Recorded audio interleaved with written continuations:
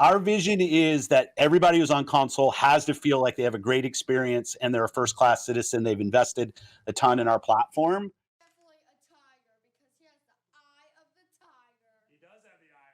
Are you sure about that? Embrace, extend, and extinguish.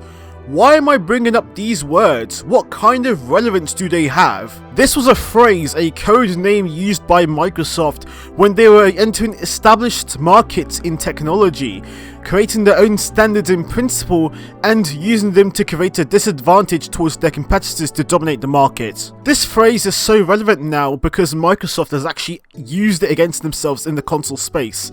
They decided to play Russian roulette and ended up shooting themselves in the foot.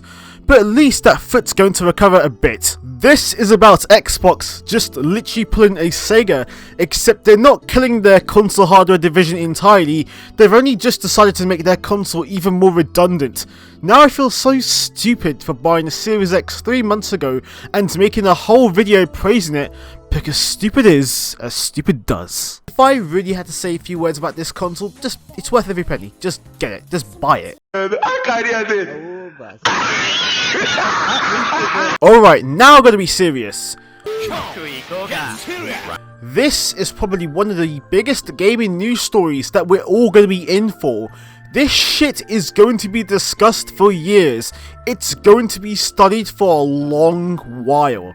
Why is Microsoft deciding that their big exclusives, just as they're finally about to have a good lineup, ending up on their rival platforms? What's the rationale or reason for this happening, and what has led up to this point? That's something I'm going to be explaining about in this video. Gaming. Well, this isn't the first time the Xbox has been in such a bad situation. We got to remember that last year they released a stinker in Redfall, a game so mediocre that I do not want to have to record gameplay of that damn game again. A game so damaging to the reputation of Xbox that it got the head of the brand, Phil Spencer, to just go on a kind of funny podcast and put into question the future of the Xbox brand. But we are not in a position, and I see it out there, I see commentary that if you just build great games, everything would turn around. It's just not true that if we go off and build great games, all of a sudden you're going to see console share shift in some dramatic way. We lost the worst generation to lose in the Xbox One generation. I know we talked about this in the previous video, but saying that your console has no way of even being able to get a game that will make people sell PS5s, maybe Phil was right after all. Starfield was supposed to be their biggest game last year, and the general consensus is that it's not a great game overall. Fucking pronouns! If hundreds of load screens and exploring tons of gas plants with the same design mechanics from Skyrim 10 years ago wasn't going to sell Xbox consoles, nothing will. In fact, even before all of this became a thing, Xbox's decision to make their games release day and date with PC nullified the need to buy a console. Because if you want to buy a piece of hardware for games that you truly want, it has to be associated with that console. Play It Anywhere was the idea of you get the game on both Xbox and PC, and you can move between both platforms with whatever progress you made in game. It's consumer friendly, but you know what happens? The console is devalued. It also doesn't help the Xbox's case in that PC gaming, it's already a grown business. If you have the money, you might as well just invest on a beefy PC that will run anything you throw at it. The Xbox being the affordable alternative for playing on your couch if you've gotten back pain from being at the desk for too long at work. You could say the same thing about the PlayStation, but at least their consoles are properly supported and they get the exclusives first for a long time. It's only been the live service games that get a PC release, and MLB The Show is Multiplat solely because Sony has to provide those other versions, of course. And Nintendo is Nintendo. You'd have to be reaching to think that Nintendo is even thinking about putting their games on PC. Look at how they're taking the news about Power World being a record seller. With that being said, because those games are coming to PC, it just makes the Xbox a redundant console if you have the money to build a powerful rig. What does the Xbox have? Slightly better Game Pass library? The ecosystem? Backwards compatibility? Those were all solid reasons to buy an Xbox, but their biggest reason was for their exclusives, and that is about to turn into alchemy dust. Mods, crush the skull, thank you. Wow. Xbox has no games. So where does this leave the Xbox console? It's cooked. Last year they were selling the damn thing on the fire sale. $350 was the price that they were selling Series X consoles, and yet they were being outsold by outgoing PS5s for $400. Heck, they were being bodied by a full-priced slim model that came out in the same month. If you aren't even selling it as well at $350, then is anyone really interested in your console? People make fun of the Xbox for selling like peanuts in Japan, but the real disaster here is the fact that it doesn't sell in Europe. This thing is a doorstop in a massive continent. Not only do they do fuck all to market it, it's just there. It just exists in gaming purgatory with zero shelf space, zero presence, and it's not a surprise when you see the console in its third year, literally a decline year on year. When a console is in its third year, it's supposed to grow by lots. Microsoft decided to take the embrace, extend and extinguish tagline it's known for and apply it to their own products, like they fucking destroyed the damn thing at this point. I mean, I like the Xbox, but we've got to be real, aside from the ecosystem and Game Pass, it just feels like it has no real identity compared to its competition. It's always been seen as the shooter console, and it's failed to shrug off that perception, no matter how many showcases they try to improve their game quality with. It's always going to be seen as the console where FPS games became huge. It's a sterile console with not much of an identity. Although there were some good reasons to own one, it's always been the also-ran for at least the last decade. They've had a decade to fix things, but they've been stuck in the hamster wheel, trying to pivot to every little thing possible whilst expecting different results. Last year was just mixed when it came down to Xbox exclusives. Hi-Fi Rush is easily the best exclusive they've had for this Xbox era by far, and don't tell me otherwise. Redfall was terrible. Starfield, it was supposed to be their most important exclusive, and nowadays people just see it as a game that just didn't live up to its expectations. And Forza Motorsport not only performed really badly after a 6-year wait, it's a game that still needed more time to be put in the oven.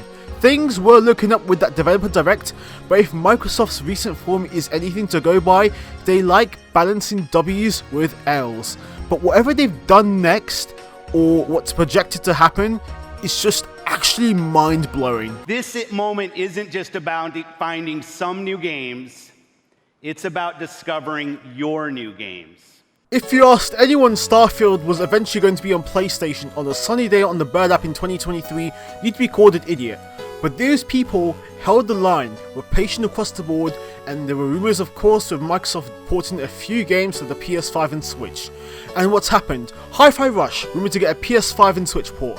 Starfield getting the PS5 port after the Shattered Space expansion. That's two of your biggest exclusive titles in 2023 finding a new home for more people to play, and I'm gonna gas up Hi-Fi Rush once more, great game. But wait, there's more! Indiana Jones was supposed to be a big game for the Xbox this year.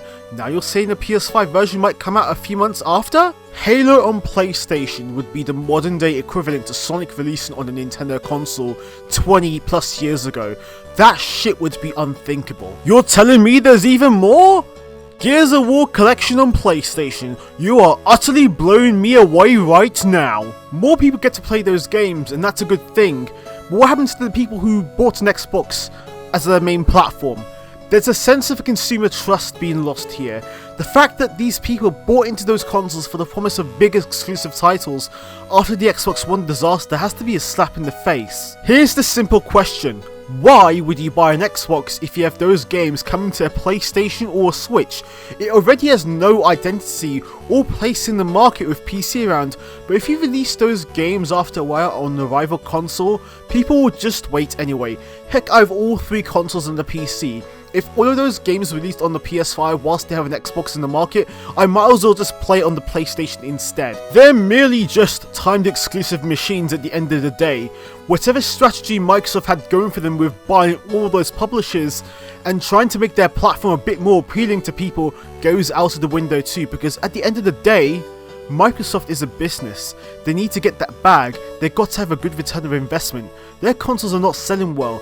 Game Pass is expensive enough to keep running with all of those AAA games that have budgets the size of Humongo Frog, and the sub count has flatlined. They need consoles to sell well so that Game Pass grew as a service. That was the reason why they made two consoles launch at the same time. They thought the Series S was going to drive the growth of Game Pass. Turns out that didn't work, right? The one part of all of this is that we have to feel sorry for the people who invested a lot in the Xbox ecosystem. If Microsoft stops making those consoles, what use is there for the digital library? What if Microsoft decides, yeah, we're going to pull the service for the digital store and not let you have a way to download your games? Imagine how soul crushing that would be for game preservation, bro. Phil and Co said nothing about it for a day whilst he hopped onto the Winchester to play Diablo 4, hoping things were all going to blow over. Saying nothing about it just allowed those leaks to spread like wildfire. Brand messaging and everything you planned for becomes a total nightmare to manage. Your core customer base realizes they've been played like a damn fiddle. I'm going to be really honest here. This is up there with the Red Ring of Death and the Xbox One reveal for some of the worst decisions ever made by, let alone Xbox, by any platform holder in the history of video games. Your consoles don't sell, your subscriptions come with a heavy price tag, you spend $80 billion to acquire publishers to boost your subscription, and when that doesn't make money, you end up waving the white flag. And then we get the first tweet acknowledging all the concerns people have right now. We're listening and we hear you. We've been planning a business update event for next week, where we look forward to sharing more details with you about our vision for the future of Xbox. Stay tuned. It's like he doesn't even deny the rumours of games hitting PlayStation and Switch, and making your console look like it's got no soul whatsoever, which it doesn't. The words business update are very telling here. It's all but confirmed at this point the Xbox brand is going third party, except the box is still there as a Game Pass machine. It's a catch-22 situation. Phil says something, he'll get shit for it. Phil says nothing, he will get shit for it. And that's because even thinking about releasing your biggest exclusive onto the PS5 just says to everyone, why even buy an Xbox? What's the point? Heck, I don't even think Phil will say anything. This isn't even a decision made by Xbox themselves.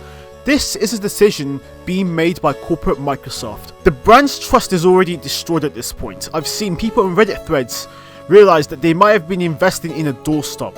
An Xbox sale roundup thread with people saying that they aren't spending money on digital games unless they address the whole thing. People are starting to trade in their consoles, and I'm seeing it on Twitter already. Gonna make a quick point about that too. Once Microsoft says that we can expect to see games on a PlayStation or Nintendo console, the value of these Xboxes is just going to plummet hard. More people will really just trade in the systems if there's no confidence in the product anyway. They've embraced third party and they're going to extend it to their rivals, and they're going to extinguish their own hardware even if it's still there. It's somewhat funny how Microsoft has operated in a way that's gone against them in the console space. But if it means more people will get to play those games, that's the really exciting part about it. There's one group in this whole saga that we aren't going to have sympathy with though. There's that one guy, Backbond used to say, or Blackbond, plastic. Your fanboy's a plastic. Blackbond, whatever his name, yeah, Blackbond. He said you guys worship plastic. You do. You guessed it, the Xbox fanboys! These are the same guys who don't really play video games. They just play companies who only see them as just a statistic, a number. And we can apply this to the PlayStation fanboys too, except with the Xbox, we've seen a complete breakdown. These dudes have crumbled so fucking hard, even the Colossi in Shadow of the Colossus would look like a cakewalk in the comparison. Look at Tim Dog for example. He was left so defeated by all the leaks about Xbox games being ported to the PS5 that he scrubbed every last bit of Xbox branding from his Twitter and decided that he's no longer an Xbox fanboy. He's held 3 cope spaces on Twitter within the last few days, and the shit I've heard with those is astounding. They aren't even discussing like adults at this point, and that's being generous. They're just grown men mudslinging over inanimate pieces of plastic. Let me finish. Where were you? A year ago, after Halo Infinite release? Yeah, in the You're calling that the best Halo since the first one? Best playing Halo game since the first one, 100%. 100%. Did you know how to read, bruv? Let me read it for you, bruv. I think it just comes across as worse for these guys because they're in their 40s and 50s, trying to bat for a company that just sees them as a statistic. Tim Dog himself is 66. I don't know if that's true or not, but bro, what the fuck are you doing? It took you that long to realize that a company doesn't care about you this much. It's not even just our poor friend Timmy Boy going through a copium overdose. Kid Smooth, the guy who made this incredibly cringe tune, Game Pass, got it on my PC and my Xbox. Bro did the same thing. He said he was done with Xbox, removed all branding of it. His Twitter banner basically just says, fuck Xbox. I think he's in the 5 stages of grief at this point. Maybe he's in the depression or acceptance stage. What do I know? Hopefully he uses this newfound energy to improve his skills in Sekiro.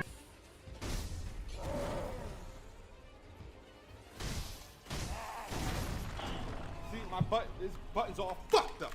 Fuck the fucking controller, man. And it doesn't even end there. Quabriel, who's a prominent part of the Xbox community, he went in error to just go and say that he was winding down his presence on social media because of the multi-platform rumours. Bro was about to hang up the boxing gloves. Then the announcement from Phil Spencer comes in and then he just comes up with this tweet. This time, listening will not be enough. This time, execution, credibility in connection to previously made statements, and moving towards fans is all that will matter.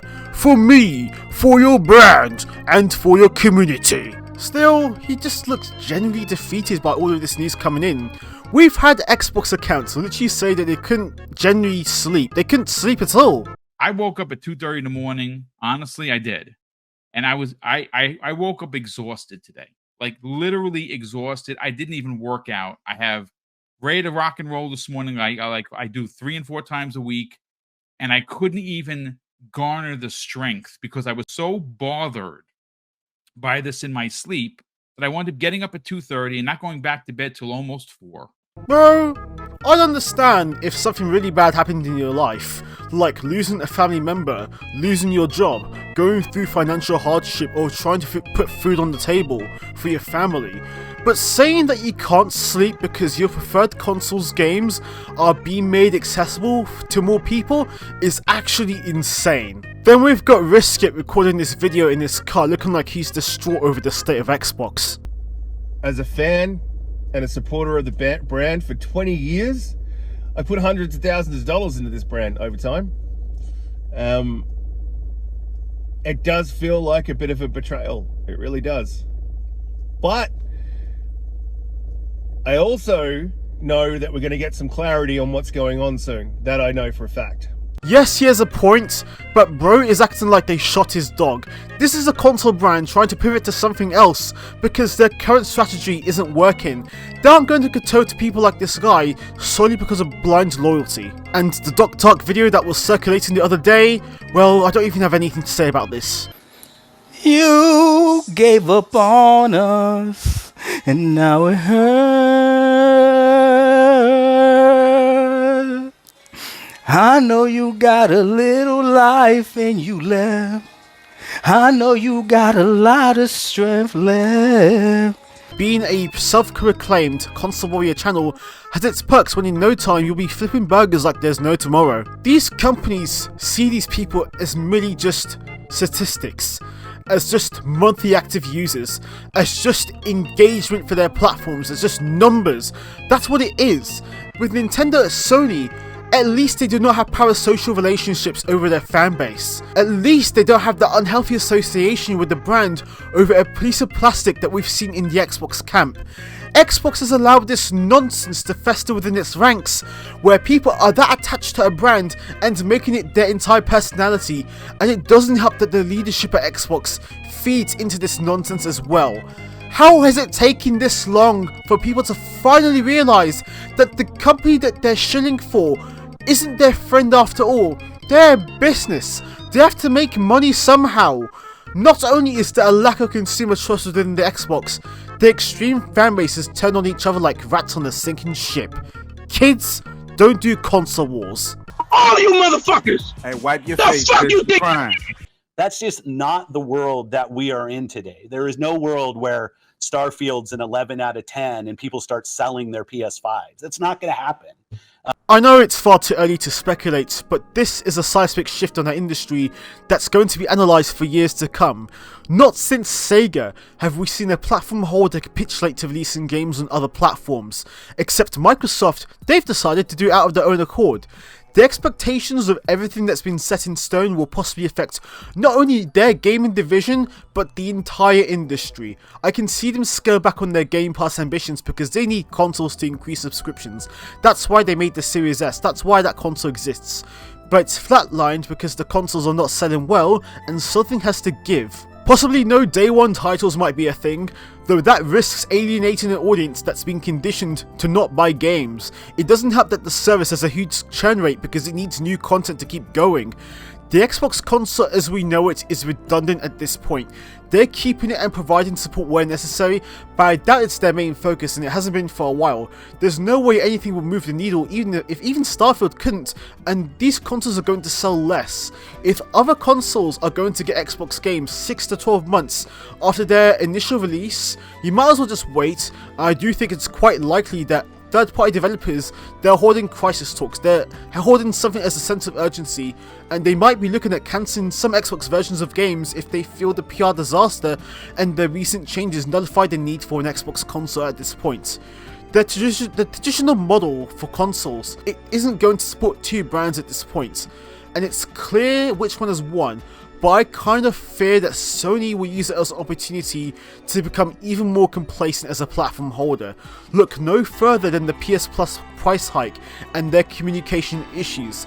If they do decide to increase prices even further, they'll do it with no consequences whatsoever, and having no competition in the console space isn't good for gaming overall. And Nintendo is Nintendo. It's business as usual for them. Who knows? We'll find out next week. I think we've seen this coming since Phil said that there's no outconsoling Sony and Nintendo, and this is what he was probably saying. People aren't ready for an Xbox platform where its identity just seems redundant when the other two consoles are getting games. Even on a case-by-case basis, it feels as they've given up. It's a brand that's constantly tried to pivot every time to get short-term results, and we're about to see the biggest shift from Xbox yet, and one where the core audience are feeling the shockwaves already. And we haven't even gotten to the point where they're supposed to announce this. This is scary parallels to what Sega did with the Dreamcast back in 2001.